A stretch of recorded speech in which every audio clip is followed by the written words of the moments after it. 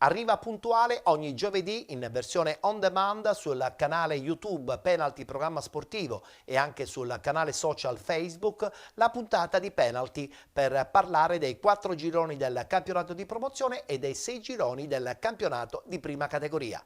Partiamo subito con il campionato di promozione e lo facciamo chiaramente con il girone A.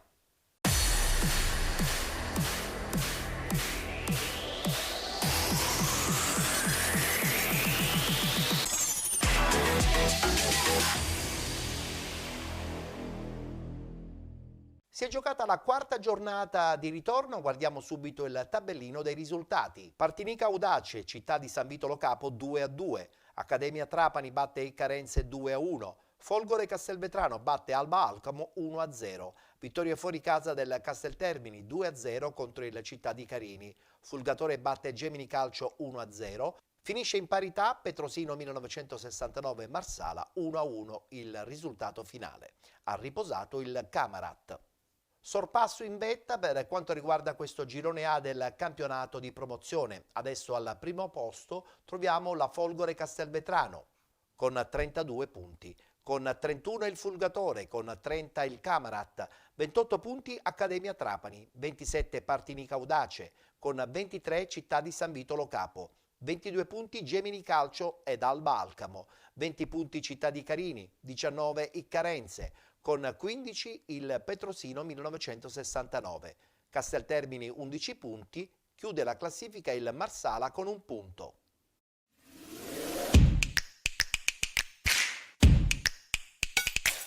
Benvenuti al Santissimo Salvatore di Partinico nella provincia di Palermo e Partinica Audace San Vito Lo Capo. Siamo nella 17ª giornata del girone A di promozione siciliana. Parte Ferrante, traiettoria in mezzo, c'è il colpo di testa in vantaggio il Partinica Audace e 1-0 al Santissimo Salvatore. Mazzara caccia lui verso la porta, Versace la lascia lì, c'è Bulades, ancora Versace e poi di ribattuta Guaiana pareggia i conti per il San Vito Lo Capo. Alla mezz'ora il bomber del San Vito rimette tutto in parità, 1-1. La proposta di Ferrante a cercare il Longo, c'è lo scavetto, pallone in porta, il gol di Longo, posizione regolare secondo l'arbitro. Il Partinico Audace si riporta avanti con il gol di Daniel Longo, che va a festeggiare con tutti quelli che sono andati a vedere la partita. Qui colpo di testa in mezzo, Guaiana ancora, il pareggio del San Vito, sempre lui, Simone Guaiana. E 2-2 con la sponda di testa di Bulades e il colpo di Guaiana. Baranzano alla rimessa laterale lunga. Nel frattempo Lobaido ammonito e infatti rosso San Vito Lo Capo in 10, espulso Ignazio Lobaido che ha accusato uno schiaffo. Il gesto dalla terna è stato interpretato come simulazione. Longo finta il tiro, va dietro, Maranzano mette in mezzo Oddo, poi c'è il tiro da fuori da parte di Miceli.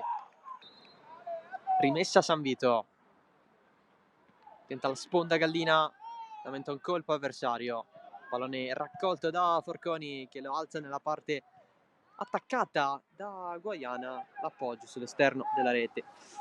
2 in barriera,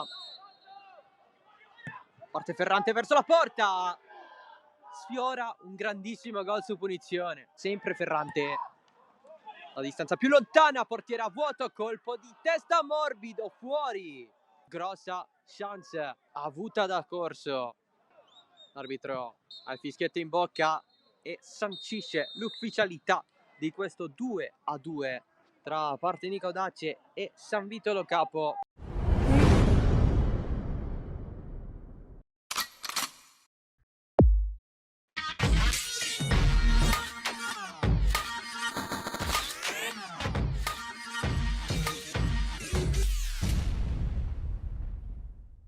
Appassionati di calcio, il più cordiale buon pomeriggio dal Comunale di Petrosino per teletrasmettervi l'incontro di calcio per il campionato di promozione tra il Petrosino 1969 e il Football Club Marsala. È iniziato il match tra il Petrosino e il Marsala, con la squadra azzurra che attacca da destra verso sinistra rispetto alla nostra postazione. Il pressing di Georgiou, ancora un lancio e questa volta non c'è offside. La possibilità per il Petrosino e il miracolo di Licari che salva il risultato. Il lancio alla ricerca di Calle che mantiene il pallone in campo.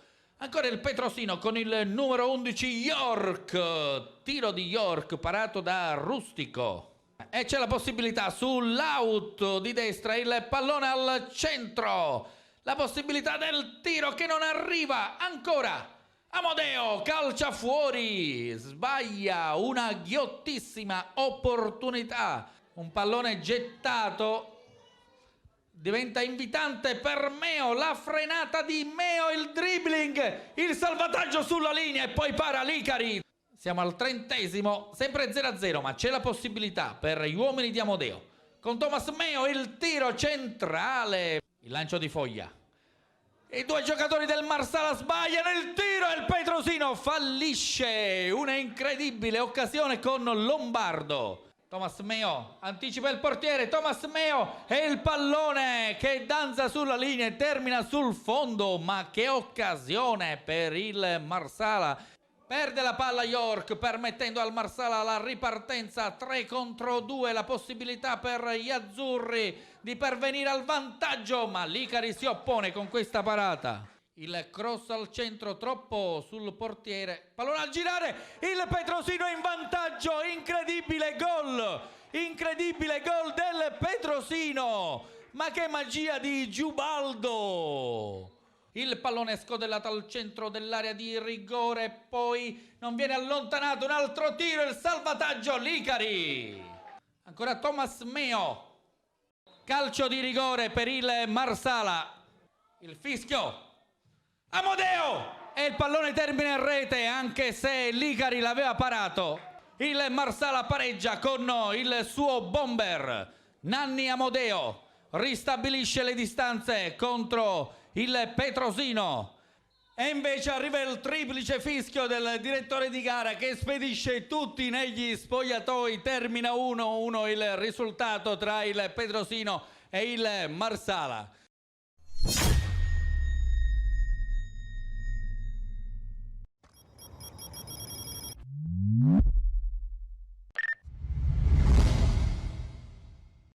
È la volta adesso del girone B del campionato di promozione.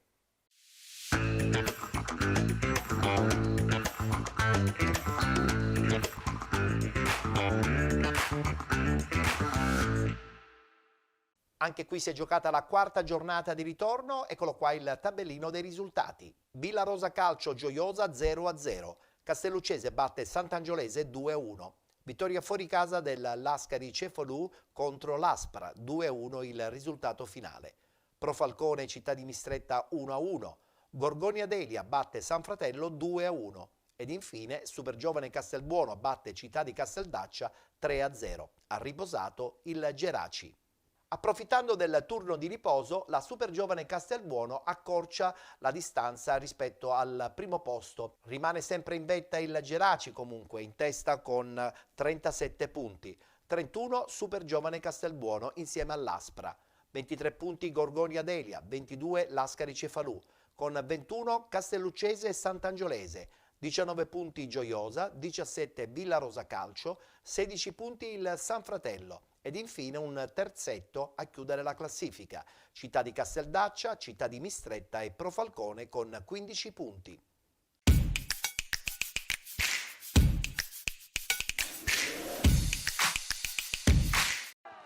Un gol di Chiofalo al 95esimo permette al Pro Falcone di uscire indenne dal confronto casalingo contro il Città di Mistretta e chiudere sull'1-1 la sfida in chiave salvezza tra le ultime due della classe del girone B di promozione.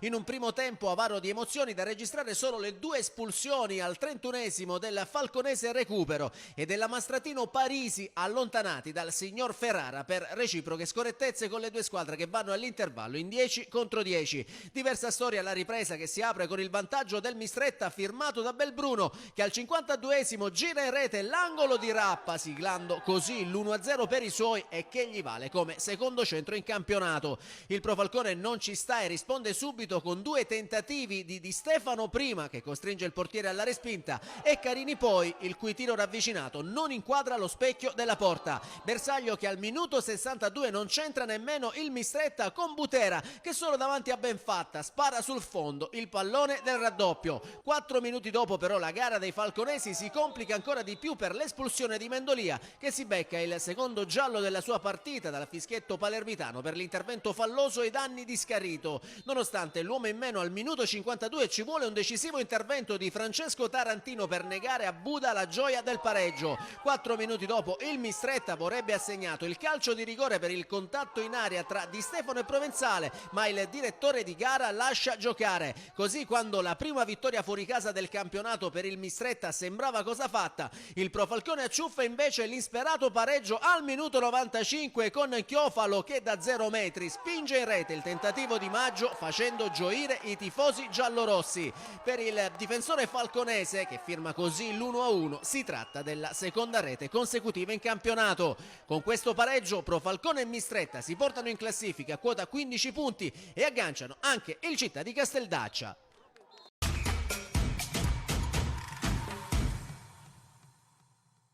È la volta adesso del girone C del campionato di promozione.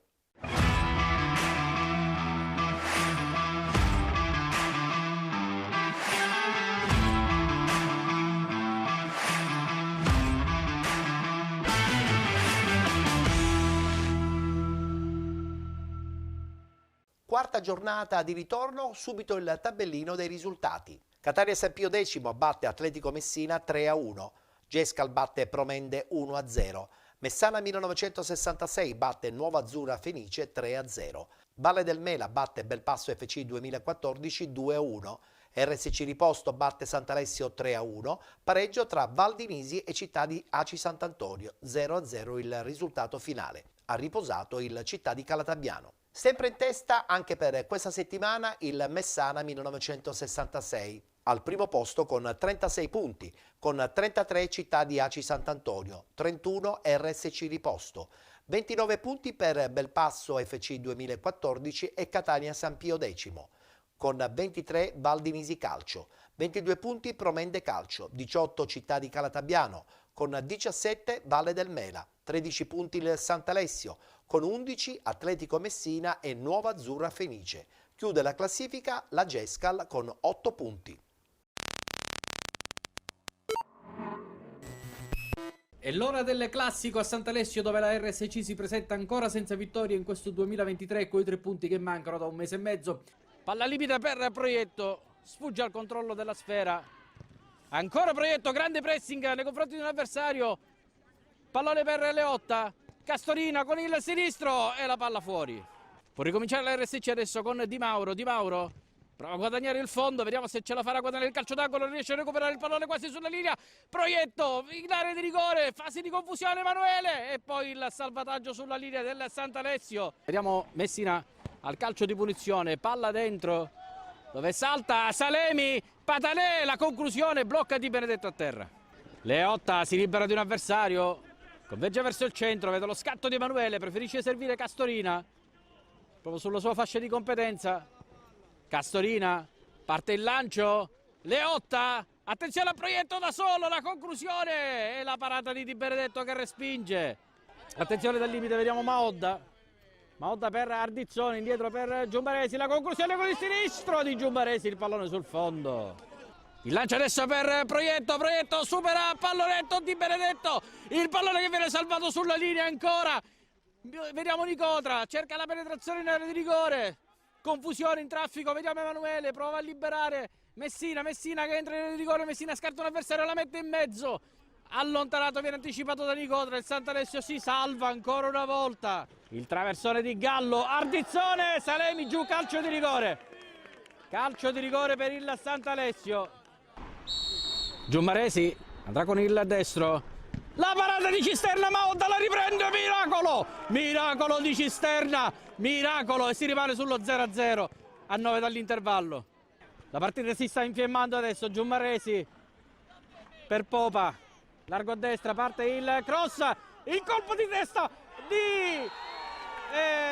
di Giummaresi, Cisterna ha deviato sul palo ma nulla ha potuto ed è il vantaggio del Sant'Alessio. Messina, piatto destro, deviazione di Di Benedetto in calcio d'angolo, Di Mauro riesce a rubarla al limite dell'area, Castorina, il sinistro di Castorina, la parata di Di Benedetto, Leotta, ancora Messina, largo su Patanè, soluzione a destra, Patanè, parte il traversone, c'è l'incredibile, il pareggio della RSC, fortunato Napoli, c'è stato il cross di Patanè, il colpo di testa di un giocatore del Sant'Alessio che ha rischiato fortissimamente l'autogol, ha deviato praticamente sul Napoli, il quale non ha avuto difficoltà nel mettere il pallone dentro. 22 minuti nel corso della ripresa, 1-1. Napoli si gioca sullo stretto, indietro Platania, possesso RSC adesso, possesso abbastanza ragionato con delle manovre abbastanza interessanti, delle trame che vedono all'opera adesso Leotta, si libera l'avversario, Leotta, la conclusione di Benedetto.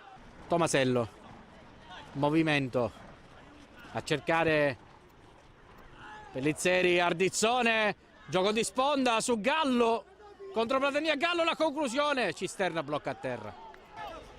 Messina, Castorina, grandissimo controllo, si libera di un avversario, Castorina, Dennis Castorina, è il primo gol con la RSC, il gol del 2-1 al 28esimo della ripresa. Platania per Leotta, lo scatto a destra di Leotta, 2 contro 2 adesso, c'è Napoli che converge al centro, vediamo Leotta per Napoli, fortunato Napoli, la doppietta per lui ed è il terzo gol dell'RSC esattamente alla mezz'ora sull'assist di Leotta.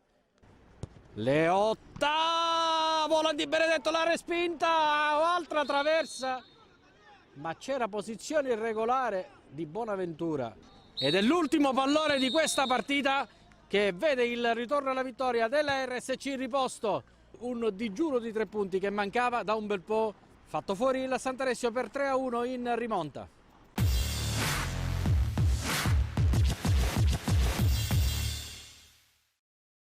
Chiudiamo il campionato di promozione presentando il girone D.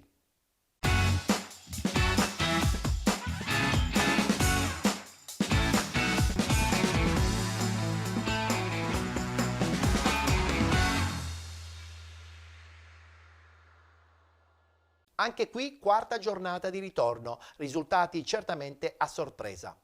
FCM 2011 Mister Bianco batte Mister Bianco Calcio 3-1. Pareggio tra Atletico Catania 1994 e Pro Ragusa 1-1. Città di Avola 2020 batte Vittoria 1-0. Megara 1908 batte Città di Canicattini 2-0. Frigentini batte Gimnica Scordia 2-1. Bizzini Calcio batte Scicli 5-0 ed infine Priolo Gargallo batte SC Gela 3-2. Con la sconfitta dell'SC Gela, l'FCM Mister Bianco 2011 allunga. La troviamo infatti al primo posto con 39 punti contro i 35 dell'SC Gela, con 32 Vittoria ed Atletico Catania 1994. 24 punti per lo Scicli, 21 Città di Canicattini e Città di Avola 2020 insieme al Frigentini. 19 punti Priolo Gargallo e Megara 1908. 17 Gimnica Scordia. 15 punti per il Mister Bianco Calcio, 14 per il Bizzini Calcio, chiude la classifica il Pro Ragusa con 13. Abbiamo dunque concluso con i 4 gironi del campionato di promozione. È la volta adesso del rullo che contiene i risultati, le classifiche e le immagini dei 6 gironi del campionato di prima categoria.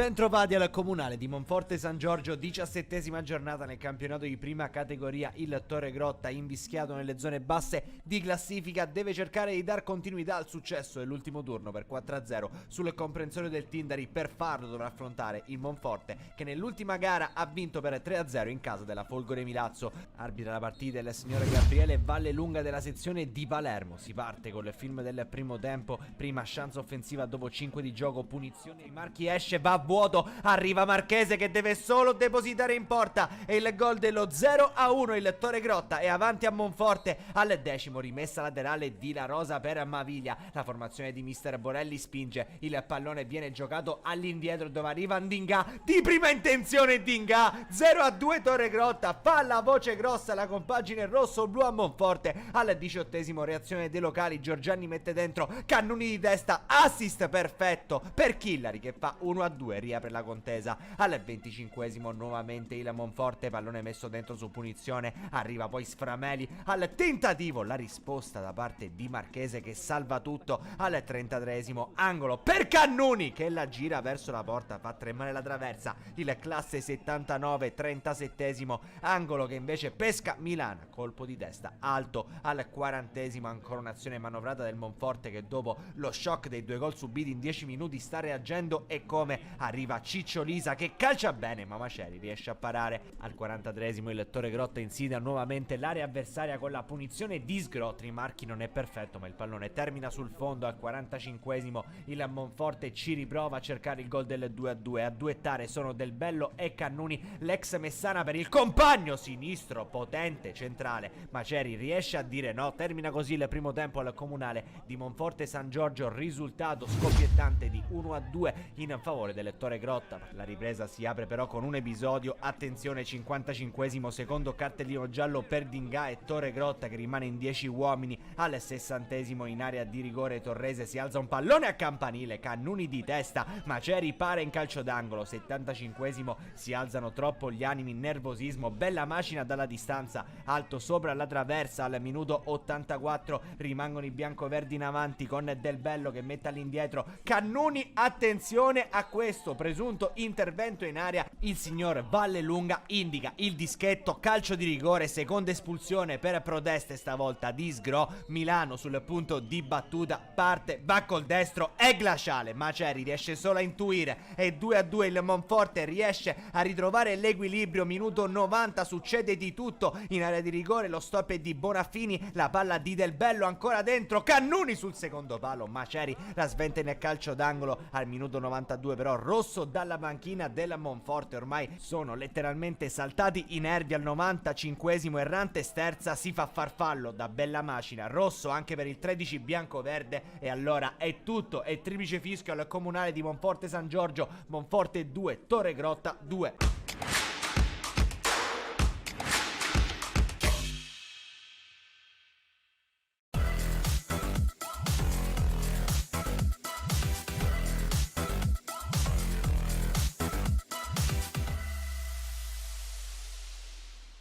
Pari e patta tra Orsa Promosport e Sfarandina che chiudono sul 2-2 la sfida in chiave salvezza del Salvuccio Raum. Ci prova subito l'Orsa ma il colpo di testa di Sottile dagli sviluppi di corner finisce di poco alto sulla traversa. Gli ospiti non stanno a guardare rispondendo con 2 tentativi operati da Marino che però da posizione vantaggiosa non riesce a superare Paratore. Al 42° è invece l'Orsa a spezzare l'equilibrio del match grazie a Benenati che risolve sotto porta girando col destro alle spalle di Galati l'1-0 per i suoi e che gli vale come prima rete in campionato. Ma è una gioia che dura poco per i barcellonesi, infatti un minuto dopo la Sfarandina rimette tutto in parità con Parafioriti che in diagonale supera Paratore firmando così l'1-1 e il suo terzo sigillo in campionato. Ma anche in questo caso l'equilibrio della gara dura poco perché allo scadere del primo tempo l'Orsa si riporta avanti quando Marcini con una spettacolare conclusione da posizione defilata fa secco Galati mandando portando i suoi all'intervallo in vantaggio per 2-1,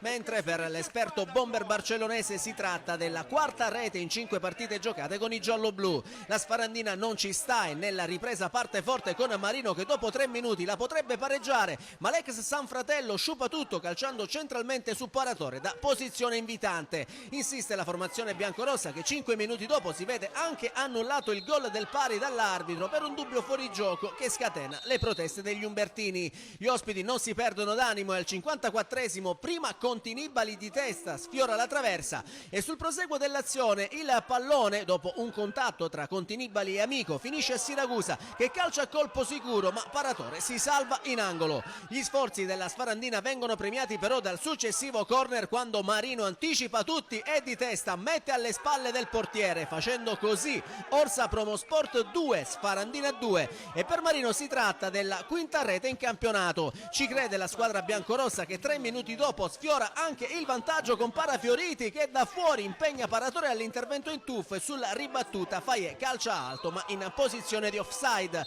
L'Orsa tenta di scuotersi provandoci con Marcini che di testa però non c'entra lo specchio della porta. Nel finale poi è ancora la Sfarandina ad avere la palla della vittoria, ma il doppio tentativo di Gaglione trova un super Paratore a negargli la gioia del gol con lo stesso numero 9 biancorosso che viene toccato da Sottile finendo giù in aria e dovendo poi lasciare il campo per un serio infortunio alla caviglia. L'Orsa Promosport mantiene così l'imbattibilità casalinga e sale in classifica a quota 21 punti, mentre la Sfarandina, che centra il primo pareggio esterno in campionato, raggiunge quota 18 punti.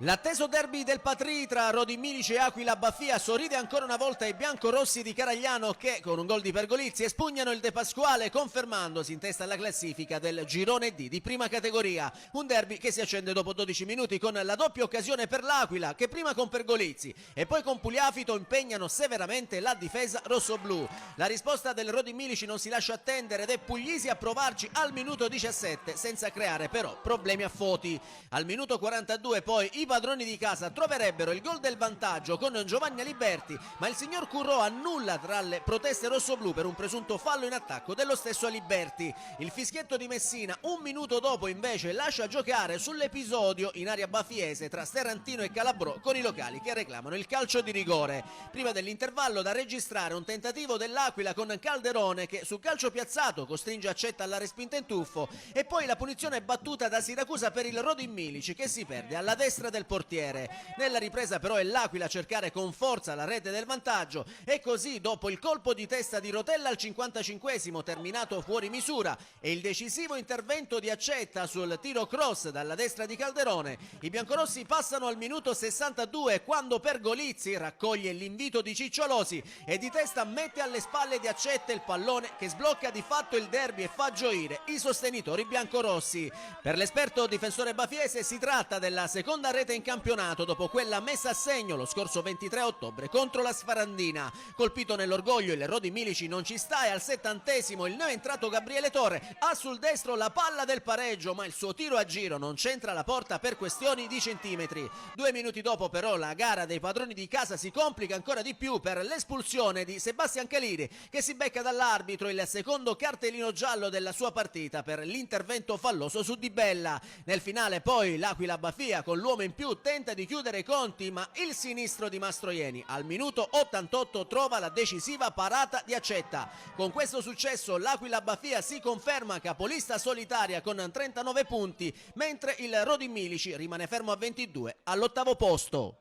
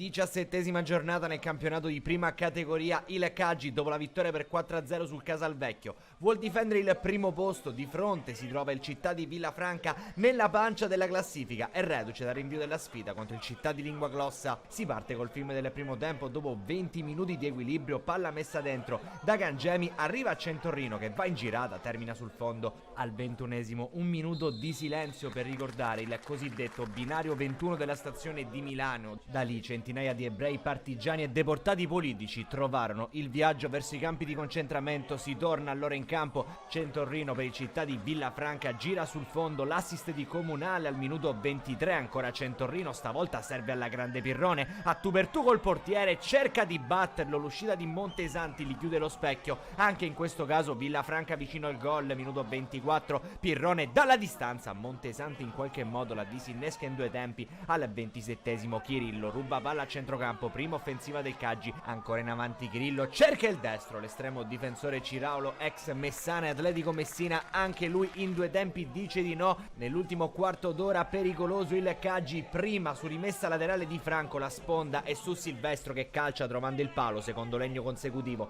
Nel giro di 2 minuti cross dalla destra di Costanzo, arriva Baccaro che sfiora il gran gol. Si va allora a riposo a reti bianche al Valentino Mazzola di Gaggi, ancora 0-0 tra Caggi e Città di Villafranca in questo incontro della 17ª giornata del campionato di prima categoria. Si parte con la ripresa, dopo un minuto Chirillo riceve il pallone da Vaccaro, sguardo in mezzo, sventagliata clamorosa su Silvestro che va col colpo di testa sull'esterno della rete. Il Caggi alza i giri del motore, azione corale al minuto 47, Chirillo, ma ancora Ciraulo ci mette la manona e allontana il pericolo. Minuto 48, rimessa laterale lunga di Chirillo, arriva una deviazione, Vaccaro allora si coordina per il mancino, lo spara potente ma non preciso. Minuto 55, Franco a destra ancora per Chirillo che entra in area a contatto con un avversario, è Curcio infatti che ferma la corsa del numero 8 del Caggi e calcio di rigore dal dischetto. Lo stesso Chirillo spiazza il portiere, 1-0 per la formazione di mister Camarda che vicina all'ora di gioco si porta avanti. Al minuto 65 primo cambio per i padroni di casa, dentro Dallura, fuori Mazza, staffetta in difesa quando al 69esimo la rimessa laterale di Vaccaro viene toccata un paio di volte ai calciatori in maglia bianca, arriva sui piedi di Costanzo che si mangia il 2-0. 74esimo Chirillo in verticale per lo Iagono va alla diagonale pretenzioso e per poco non fa un gran gol. Minuto 78, sostituzione per il Caggi, entrano Riccine e Iervolino per Cannata e Costanzo. 80esimo corner di Vaccaro sul secondo palo, sfera rimessa in mezzo, Iervolino trova la deviazione sotto porta di Franco e 2-0 del Caggi che mette dunque al sicuro la partita. 87esimo ultimo cambio, entrano Alaimo e Batticciotto, quest'ultimo all'esordio in prima squadra per Franco e Silvestro. E così invece che termina il match del Valentino Mazzola. Il Caggi conquista l'11ª vittoria in campionato su 17 partite e mantiene 3 punti di distanza sull'Agron Savoca.